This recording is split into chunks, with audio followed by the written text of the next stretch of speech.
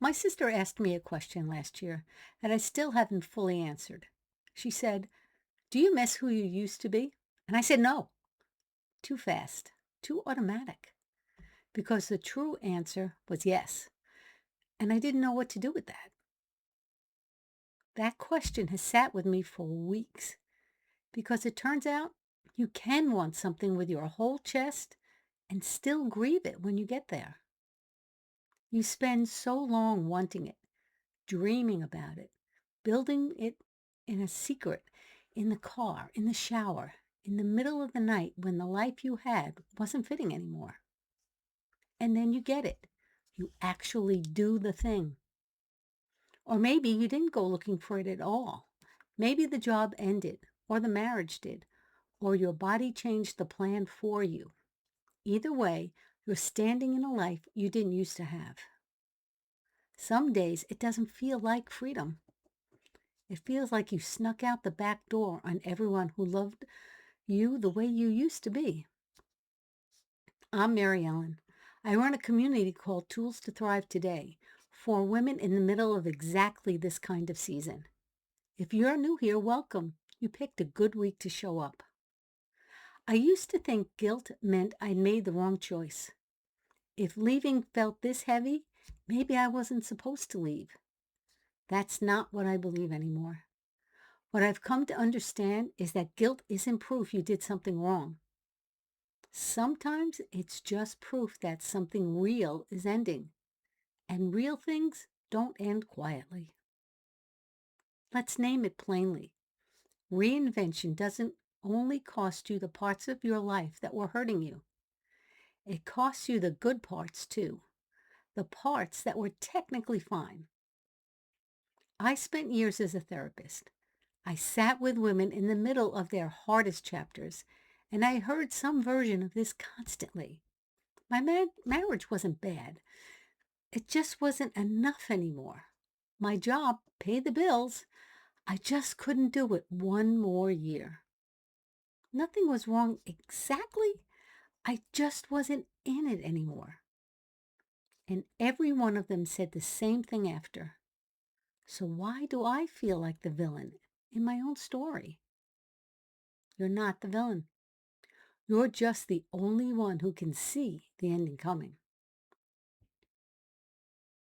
Here's the part that really gets me, and I mean that literally. It really gets me every time. The people who love the old version of you weren't wrong to love her. She was real. She got you here. She survived things. So when you change, it can feel like she wasn't enough, like you're erasing her to make room for whoever's next. You're not erasing her. She's the one who got you here. Every hard year led her straight to this. You're the one who gets to decide what lessons stick. I think about my mother's wedding dress. It was kept in a closet for years because I couldn't let it go and I couldn't figure out what to do with it either. It's the same for my wedding dress, but that's a story for another time. It took me deconstructing it, stitch by stitch, before I understood that taking something apart isn't the same as throwing it away. Some days that undoing felt like grief, and it was still the most honest thing I could do with it. Reinvention works the same way. You're not discarding who you were. You're taking her apart with intention so you can build something that actually fits the life you have now. And this is the question I actually want to leave you with, because I think it's the one that matters more than, am I doing the right thing? It's this. Who is grieving right now? You or them? Because sometimes the guilt we're carrying isn't even ours. It's borrowed. It's the discomfort of everyone around us adjusting to a version of us they didn't sign up for. That's their work to do. It was never yours to carry for them.